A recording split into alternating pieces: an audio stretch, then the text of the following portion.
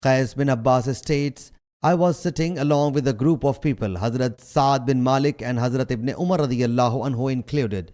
Meanwhile, Hazrat Abdullah bin Salam radiyallahu anhu happened to pass from there.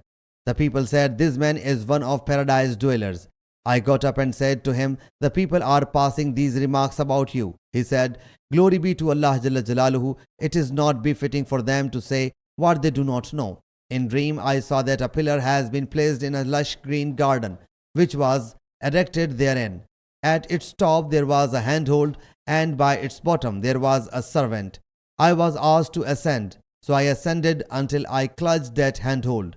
I then mentioned that dream to Allah's Apostle sallallahu alaihi wasallam. Allah's Apostle sallallahu alaihi wasallam thereupon said, Abdullah will die while he will be holding the handhold of religion tight. Sahih Muslim Hadith number 6332.